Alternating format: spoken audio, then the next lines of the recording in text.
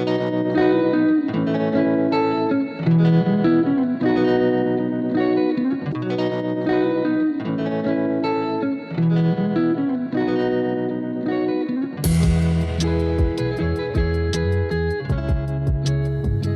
and welcome to the DePOT podcast. My name is Amanda Whitt, and today we have a special live episode recorded in collaboration with Fourth Space, a experiential and immersive art and technology lab located at the Sir George Williams campus of Concordia. Our guest today is Fred Burrill. You'll hear from him in a moment. Yeah, here it goes.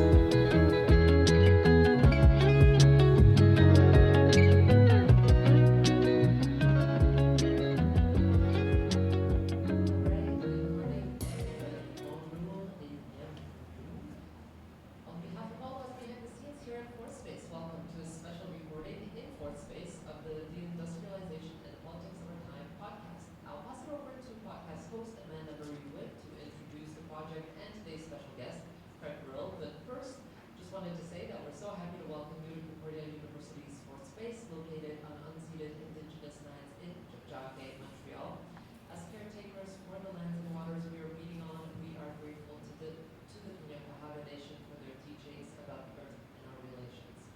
At Fourth Space, we work to connect people to the initiatives, research projects, and dialogues that are happening across the university via daily live events. So we're therefore very happy to collaborate on this podcast recording. Thank you, Amanda and Fred, for being here. We are live streaming this to YouTube, and we do invite you to join in the conversation when appropriate towards the end, perhaps if you're an audience member joining us via Zoom or in the space. Just raise a hand and we'll go ahead and call on you. Okay, over to you, Amanda. Welcome. Thank you, Anna, and thank you so much to Fourth Space for having us today. My name is Amanda Marie Whitt. I am a master's student in history here at Concordia. My pronouns are they, them in English, and I use feminine pronouns in French. I am the current student coordinator of the DePOT podcast, and so first what I'd like to do is talk a little bit about what DePOT is. So it is the Deindustrialization and the Politics of Our Time initiative. It's a SSHRC-funded project consisting of 33 partner organizations and 24 co-applicants and collaborators from Italy, France, Germany, the UK, Canada, and the United States. The partnership examines the historical roots and lived experiences of deindustrialization and the political responses to it. Its goal is to understand deindustrialization in a national or comparative perspective, its causes, the responses to it, its effects, and its legacies. The partnership joins 25 leading industrial museums, heritage groups, trade unions, labor archives, indigenous organizations, and publishers. The partnership's overarching objectives are fourfold. One, to understand the long-term consequences of deindustrialization and the underlying reasons for the rise in populist movements in Western Europe and North America in order to better understand our political conjuncture. To situate the regional and local experience of deindustrialization within a wider transnational framework, to consider how race, gender, and the environment and settler colonialism structure and otherwise get bound up in the class politics of deindustrialization. Should be able to say that word better by now, huh? And forge connections between the leading researchers and partners in deindustrialization studies across borders to create a transnational community of practice where the next generation of deindustrialization researchers is nurtured and connected across borders. The DePOT podcast aims to be a showcase for this new generation of researchers and also to provide content that introduces concepts and conversations happening within the deindustrialization studies to a broader audience. The podcast can be seen as both a record of these changing ideas as well as a site for public history. As with any project that is done using technology like these, it's always important for us to recognize what voices will be included and what voices will not. Today we are speaking with Fred Burrill, a postdoc at Cape Breton University and affiliate with the Center for Oral History and Digital Storytelling, who splits his time between Cape Breton and Montreal. His PhD work involved countless hours of oral history interviews, exploring the intersection of deindustrialization and gentrification along Montreal's Lachine Canal. He is active in tenants' rights movements and migrant justice organizing. Today we will be speaking about the ways that public-facing history can be part of activism and also in ways that it sometimes isn't. So yeah, and now finally, Fred, I would love for you to introduce yourself. Tell me how you got to Montreal and why you stay. Sure. Well, I grew up in Nova Scotia, in a very small place called Upper Musquodoboit, with about 400 people. And I sort of had a burning desire to live somewhere larger and different. And I came to Montreal in 2005 to study at McGill, to do my undergrad there. And I got involved very quickly in a variety of radical movements here in the city, initially in sort of student movement stuff, and then in the neighborhood where I was living in Saint-Henri, down in the southwest of the city, around tenants' rights, the resistance to gentrification, which is one of the things we'll talk about today, and never left. It became my home, and I worked for a long time as a tenant organizer at the DePOT, which is the Tenants Association in Saint-Henri, and I eventually decided that I would come back and do my PhD, which I did here at Concordia with Stephen High, and. I'm excited to be back in Nova Scotia at Cape Breton University, where I'm working with Lachlan McKinnon, who's another one of the partners, the co-investigators in the DePOT research partnership, and so I'm sort of like rediscovering what it is to live in two places at once. But Montreal is always the center of my existence. Yeah. Great. So in your PhD acknowledgement, you talk about how your parents were a very big influence on your organizing. And so I'd love to hear more about how maybe like your childhood and also your experiences with them informed that. Sure. So as I said, where I grew up is a very small place. My dad was the United Church minister in our village. And my mom was a music teacher. And so I think they were doing forms of activism that are not, maybe not immediately recognizable as such, because, it was a place where heavily industrial, but no real tradition or institutions around labor organizing, no sort of like community infrastructure in a lot of ways that we would recognize in an urban context. But, our sort of family life was about supporting the people in the community and organizing for, recognition of basic needs and kind of equality on footing with urban contexts in Nova Scotia.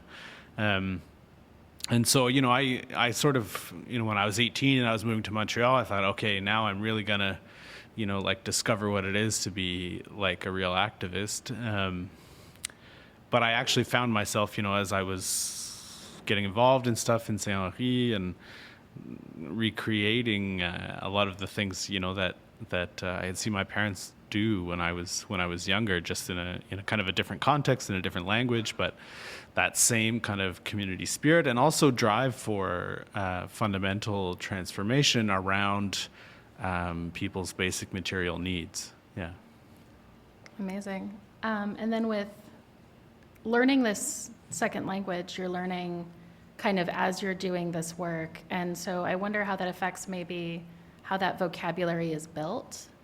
And, sometimes when we talk about languages, we talk about them as a formation of how we understand the world. So I wonder if there's an element of learning a language and getting involved in this, like in an urban context at the same time, that might have influenced. Totally, yeah. I mean, I moved to Montreal not really speaking much French. I had sort of like Trudeau French from public school, but it was very important to me to be able to communicate with my neighbors around me, and also to be able to like fully participate in the movements in the city, which is hard to do if you don't speak French, if you can't at least follow a conversation. So you know, it required like a multi-year commitment to sort of like feeling a bit not up to speed in a lot of things. But yeah, no, it's definitely, you know, it's funny, like as you say, the way you learn things is sort of shaped by the linguistic context that you're in. So, you know, for many years I could sort of have like deep, intense conversations about like housing policy in French, but I couldn't say like pass the salt, you know. It's like so those like basic sort of daily life stuff. But yeah, I feel like I'm pretty caught up now. But yeah, absolutely, yeah. Yeah, that's amazing. I look forward to a day where I can have any full conversation in French. Working on it. You'll get there. I was also thinking about this idea of the dual identity of being both essentially a gentrifier moving into a neighborhood like this that is experiencing deindustrialization and also has experiencing kind of this like, you know, displacement of the existing residents, while also yourself maybe not being someone who has a lot of choice in where they live either, but is kind of part of that like educated kind of new class of underpaid academics, et cetera. Yeah, totally. I mean, when I moved here in 2005, and I was living on student loans. I didn't have much money. I moved into an apartment in Saint-Henri with 5 other roommates. Didn't know where I was moving, you know, I was just on the lookout for something that I could afford. And that's a phenomenon that we see in formerly industrial working class neighborhoods across the city, is a kind of, you know, like the vacancy rate is very, very, you know, it's as close to zero as it can get without actually being zero in Montreal at the moment. But it's even worse for family-sized apartments, right? So like people who are on 1 or 2 incomes looking for a place with 3 or more bedrooms is like basically impossible. And a lot of those types of apartments are occupied by students who are living in roommate situations. And, you know, as I learned about gentrification and sort of working class displacement over the years, for a long time I was like, I would describe myself as sort of like a self-hating gentrifier, you know, like I was very much sort of insisting on kind of like the cultural elements of gentrification and the sort of alienation that, you know, that new bars and restaurants and kind of even more underground like show spaces and whatnot, the impacts, the sort of rippling cultural impacts that has on working class neighborhoods. But you know, the more that I actually was involved in struggle around the issues, the more I realized that it was, you know, those were largely sort of secondary phenomena, that in fact it was, you know, it's about capitalist restructuring of space. And I came to see that it's not necessarily about, you know, what type of poor or middle income person you are, or, you know, where you move or how long you live there, but about, you know, how you relate to struggle in the space that you're living. And so I've come to be like much more forgiving, I guess, of student populations over the years because of that. Yeah, I remember speaking with some people. So I used to live in Crown Heights in Brooklyn, which experienced a lot of rapid gentrification. I also lived in the Kensington neighborhood of Philadelphia, same story. And in both cases, it's where I could afford to live, but then I ended up really loving it and also getting somewhat involved. And a lot of what they would talk about is like, it wasn't an issue that there was another wine bar. The issue was that you could only afford to have a wine bar. You couldn't afford to put in a laundromat. You couldn't afford to put in a like grocery store or a DEP. That had, you know, anything but like the finest cheese. And so it wasn't really that there were more of these things, it's that they stood for having less of just like these basic necessities. And I think that's a good like kind of contrast. I also think about it too as like, so for me personally, I'm like the child of industrial workers, right? So when my family was pushing me to like go to college and basically make this monster that had to live in these urban areas, like they did so out of their own anxiety to not have me struggle the way they did. And I wonder if you saw that in some of the people you spoke to, or have kind of felt that yourself. I mean, I interviewed people from, I guess I would say, across the sort of socioeconomic spectrum, or the lower end of the socioeconomic spectrum. You know, I wasn't necessarily interviewing people living in sort of the ultra-rich condos along the canal, but you know, there are a variety of perspectives on gentrification, even within people who are negatively materially affected by it. So, you know, some people are very much like, you know, that I don't recognize the neighborhood. Like, you know, there is that kind of cohabitation issue. You know, of you know, like I walk down the street and I don't meet anyone I know anymore, and like there's crowds outside of all these new restaurants, and they don't let you pass by. Other people were like, so this is not what I would have preferred, but at the same time, you know, like things change, and you know, we kind of have to get adapted to that. But that was more about, as I said, about the sort of like, I don't know, the secondary layer of impacts, the kind of cultural manifestations of gentrification that are lived out in basically like the commercial offers. So as you say, you know, is it going to be a wine bar as opposed to a diner?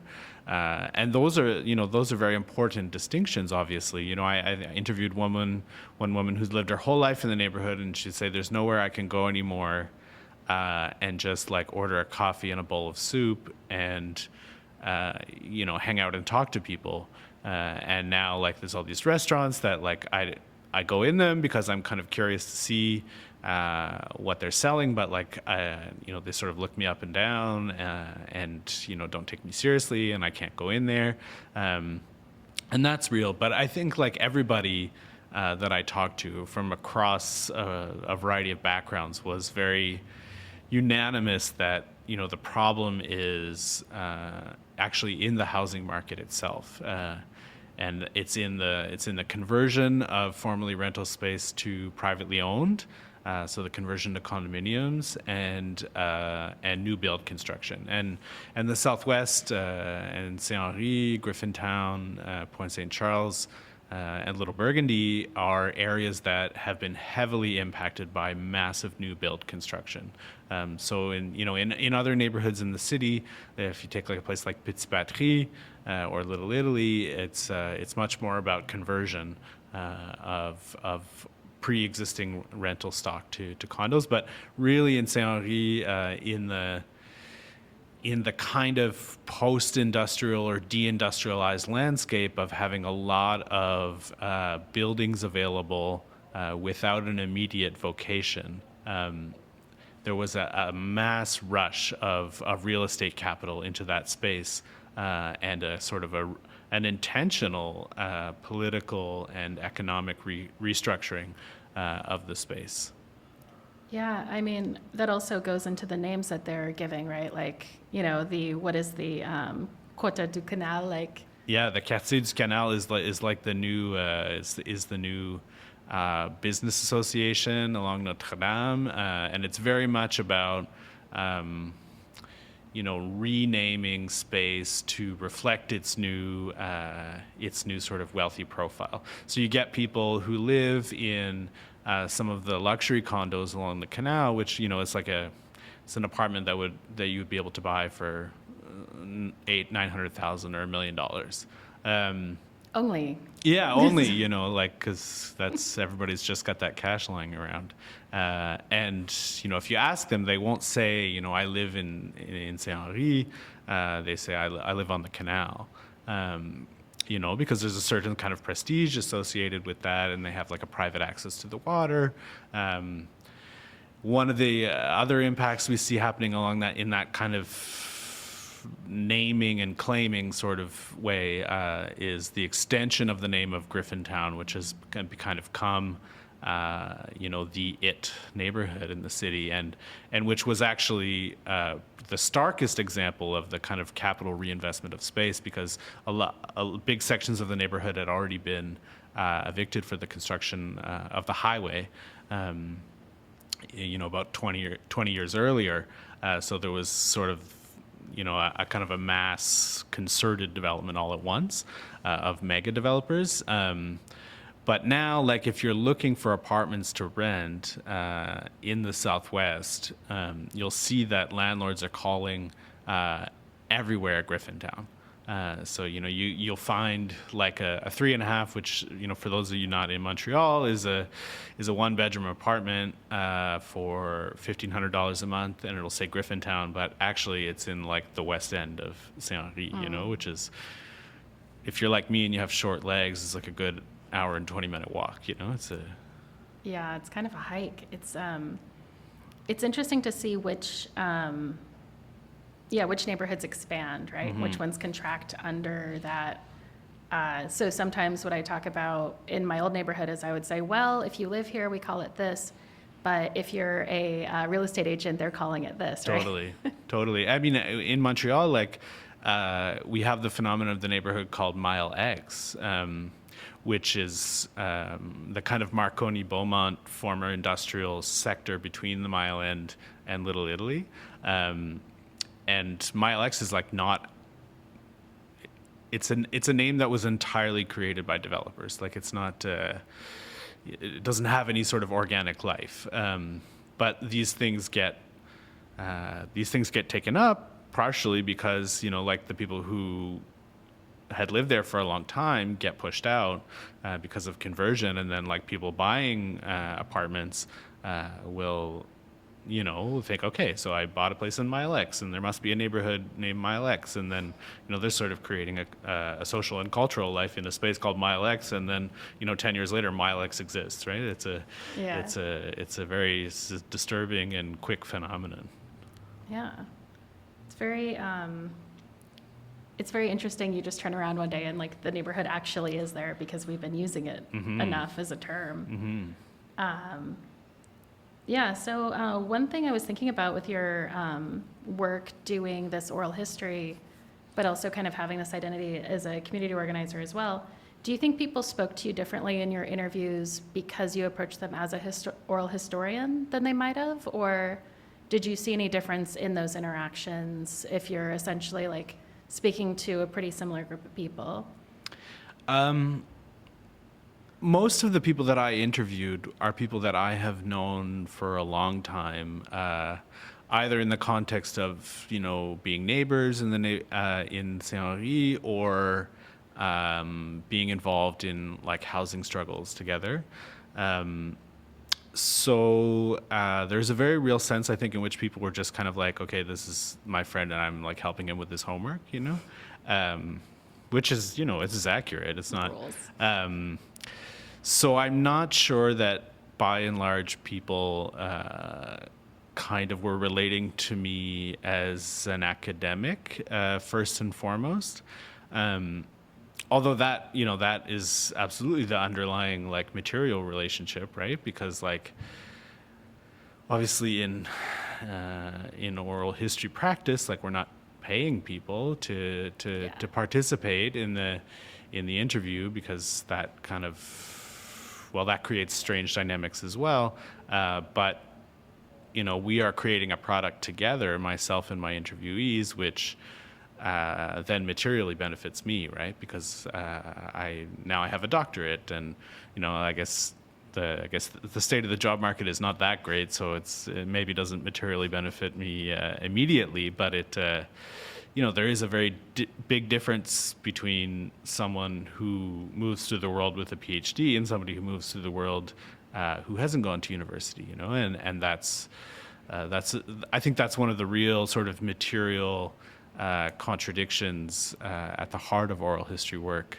And also it was just kind of hard for me, I would say, to kind of wear that historian's hat. I was a bit embarrassed, to be like coming into a space that I had related to as an organizer, as a resident of the neighborhood, as a university affiliated person, and I think for better or for worse, you sort of have to assume what you are, because it doesn't help anybody to play make believe about it. But I would say it more impacted my own feeling of awkwardness than it did the way that people were necessarily relating to me. Yeah. How do you move past that? The feeling of awkwardness? Yeah. I don't know if you do. I'm not sure it's the worst thing. It's there's as people who do oral history know, there's infinite literature about, kind of creating egalitarian relations in this dialogic space of the interview. But I also think there being a sharp awareness of everybody involved, of the power differentials, is really important. So I don't think you should go into it kind of in a sense of total comfort. On the other hand, as people who I've known for a long time, right? So often the interviews, I'm a little bit embarrassed about the moment when they become archived and people are going through and they realize, they're actually just talking to each other the whole time. It's not necessarily I ask a question and the person talks and then I ask another question and the person talks. It's very much like a back and forth, which was great, I think, for the kind of relational space of the interview. But I'm not sure it was the most professional thing, but that's probably not that important anyway. Yeah. Yeah. But also it's even if it's not professional, it's still kind of exposing and cataloging this period of time, right? Absolutely. And I think it's an authentic reflection of the relationships that I was working from. Yeah. So in your writing, you also mentioned kind of having this impatience with academia's idea of what might address issues. And I'm wondering if there was any period in your interviews or just kind of in yourself where you've been trying to reconcile that feeling of doing history that is aligned with activism versus actually helping and working in a community.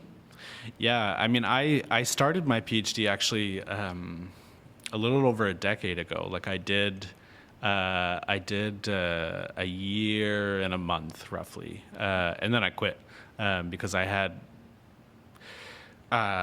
a sense of kind of urgency about political work that being an historian was not responding to.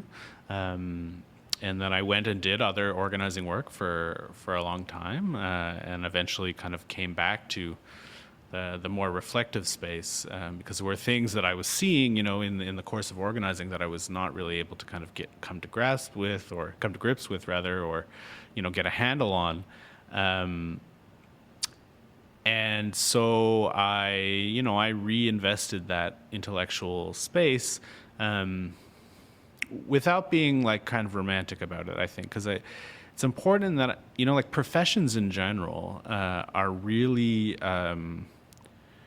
have as a significant feature that they can give you the feeling of doing really important work while actually doing work that shores up the system, right? So, if you're a public defender or a legal aid lawyer, you think of yourself as fighting the fight for social justice, but all of your work is supporting the existence of the prison complex. And if you're an oral historian, we think of our work as really, kind of breaking down the barriers between the researcher and the researched, and giving space for people to talk about their experience. But, at the same time, we're participating in the grant cycle and the university complex, which is, the sort of commodification of knowledge and in many ways spaces of exploitation, both of students and of the variety of people who work in the university. So I think it's important to think about be trying to do good work without having illusions about the institution. And when I was doing my own work, I was trying to create things that would be relevant to struggle. So there was a couple different things that I worked on, non sort of dissertation form outputs. I made a little documentary film about 50 years of tenant struggle in the Southwest, an audio walk, a sort of a downloadable audio walk about issues around gentrification and property destruction and other forms of structural violence.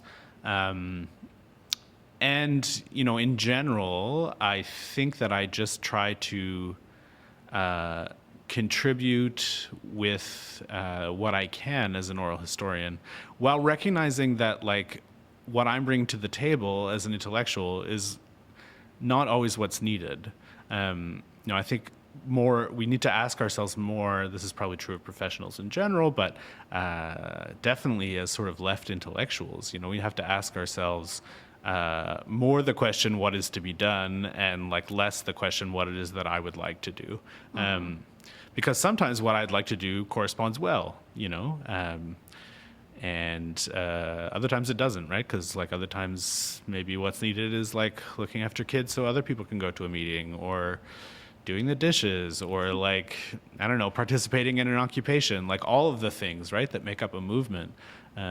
So yeah, I think it's just it's being kind of humble about what it is that the historian's skill set has to contribute and what it doesn't.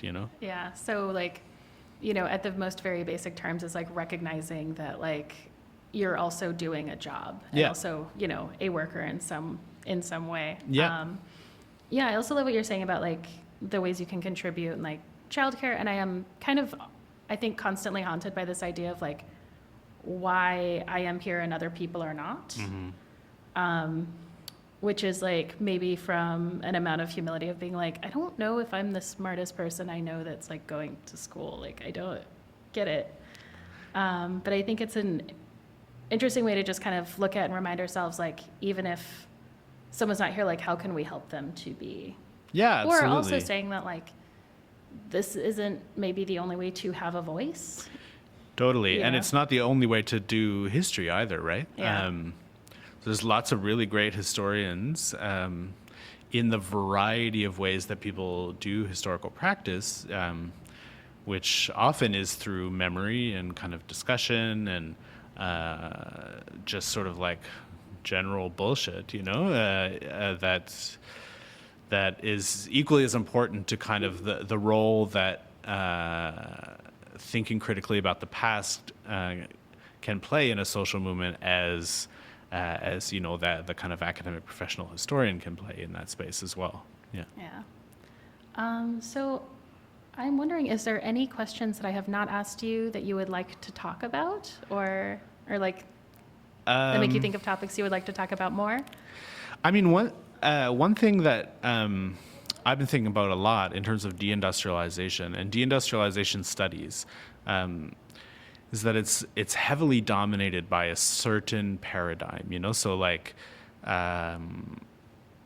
in both, like, I guess in the Anglo-American world particularly, we're very sort of like structure of feeling, Raymond Williams, E.P. Thompson, class culture, and I think my own work is absolutely in that mode, but we're not so good at explaining structurally what's happening, so one of the things that I've been trying to think about is what are the mechanisms of cycles of capital accumulation that lead to deindustrialization, and that place working class communities in the global north in relationship and in tension with their counterparts in the global south, and I don't have any conclusions about this, but I do think it's interesting that it's like certain parts of Marxist theory get super mobilized, those that deal with culture and ideas, and the ones that deal with like political economy are not so much part of the deindustrialization studies canon. So I don't know if it's a question or a plea, but I feel like we all need to be like pushing back on that and moving into political economy. So that for the people doing deindustrialization studies who might listen to this podcast, I just want to say, I'm trying and I feel like we Yeah. should all try. Yeah, a plea or a challenge, maybe? Yeah, You're like, maybe. oh, it's a challenge? A friendly challenge. Yeah, Yeah. excellent. Yeah, so I feel like we're pretty good. I know that there might be some people that have questions on the Zoom. I do see Tom has his hand up. Tom, if you'd Oh, like to jump in. Tom. Yeah, should I speak it or should I type it? Oh, we can hear you. It's so cool. Okay, so I'd love it if Fred could expand more on that kind of last meditation. I'm someone who's been similarly frustrated by the absence of political economy from deindustrialization studies. And I know, Fred, you've had some interesting things to say about the shift in primary labor markets that is wrought in neighborhoods like Saint Henri as a result of deindustrialization. And I'd love if you could talk about that and its relationship to gentrification. Yeah, sure. Thanks, Tom, for the question. So in my own work, I think when in deindustrialization studies, when people tend to do sort of explanations for why things happen, it tends to be a lot about political decisions taken, so the sense that like deindustrialization was not inevitable. Sorry, I'm not sure where to look. Tom, am I looking at you or am I? Anyway, it's fine. Hey, there you are. Cool. Which is, is interesting to kind of politicize and historicize the policy decisions that lead up to job loss and, the lack of kind of support for modification of industry from the state or from the company itself. And that of course reflects what a lot of workers have to say about their experience, right? The company, is still profitable. They just replaced this particular piece of machinery. It doesn't make sense that they shut us down, in ways that I think actually somewhat tend to obfuscate the broader dynamics of kind of falling rates of profit or overaccumulation. That lead to sectoral switching, like in the economy, and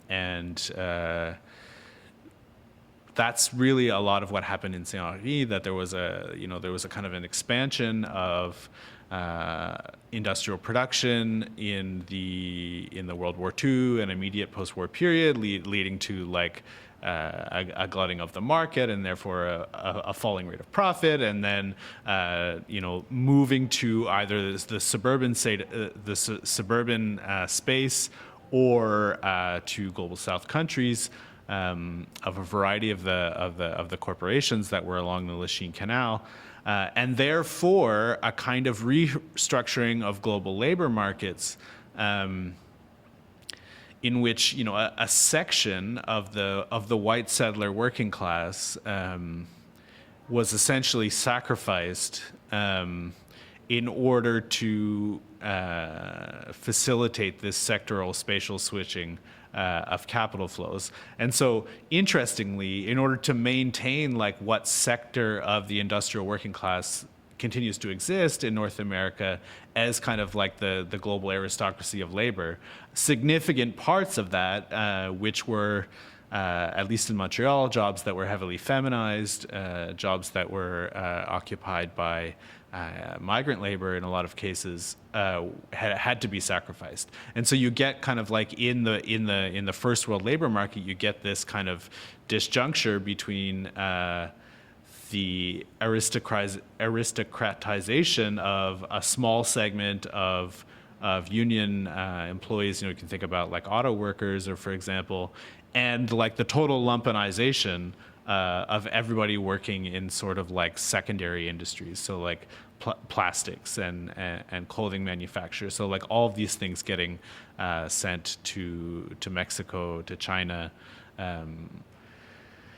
And I feel like when we talk about gentrification, we tend to especially in the Montreal context where it gets mixed in with nationalism and national identity, we tend to talk about it as if we are like protecting these popular neighborhoods, these quartiers populaires, which are often sort of white-coated spaces, without thinking about like what were the forces that led to our concept of a working class neighborhood essentially being like lumpenized white people, right? And why do we apply the popular neighborhood label to a place like Saint-Henri and not Parc X or not Côte des Neiges? And in fact, within the urban space, the sort of the sectoral shifting of capital is also like a move from global North labor to global South labor being in the global North. So you think about all the people working at like the Dollarama warehouses and a variety of other sort of capital distribution centers that are actually, everybody working there is working for an agency, right? So nobody's actually working for the company. So there is that like inbuilt precarization. All that to say that the sectoral switching of capital flows in the sort of late 70s crisis, and then the reconquering of space by real estate capital, and as often through public pension funds too, right? Like subsidizing real estate development in Montreal. The biggest culprit is the Fonds de Solidarité FTQ, which is like a labor fund, right? That funds condo development. All of these things are like part of a broader reorganization of global capital and a segmentation both along a global division of labor and within the global space of the North. And so it's like things like this that I'm trying to kind of apply, to as both as the structuring force and as the explanation for a lot of the cultural things that we tend to focus on as oral historians, and that I've focused on as well. And I think, my impression is, and maybe, people will listen to this and think I'm, grossly exaggerating, but it's my impression that this is not like generally part of the explanations that we mobilize to explain deindustrialization as of yet. So thanks for the question, Tom. Yeah, thank you, Tom. Do we have any other questions from the Zoom? No? Well, I think we got one really good one, so I'm very happy about that. Great. All right, folks. Well, we really want to thank you once again for coming into Core Space to have this conversation. It was great to hear your exchange live and in person. Thank you for joining us. Thank you for that question, Tom. We really appreciate you jumping in. I'll just remind you that we did live stream this onto YouTube, so you can revisit any of the thoughts that were shared by Fred and Amanda here today. And of course, we will be taking this episode and re-releasing it as an audio-only podcast. We'll do our gentle, careful editing here at Fourspace and release it across our channels. And Amanda will also be working from this recording to release it as a continuum in her series of podcasts. I think we're at, what did you say, Amanda? We're at number 7 or 8 now, so this is great. Yeah, I believe so. Awesome. Well, thank you again so much. And on that note, we will close out the Zoom and hope to have you in the space again sometime soon. Thanks very much. Bye. Thank you.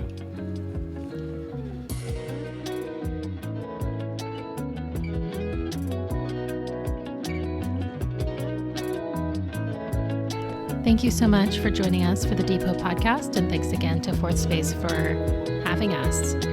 If you want to find out more, please check out our Twitter at Deindustrialpol. That's the word deindustrial with the letters POL at the end. And please remember to like and review. It really does help people find our feed. And you can also find out more information about DePOT at deindustrialization.org. Thank you so much and have a lovely day.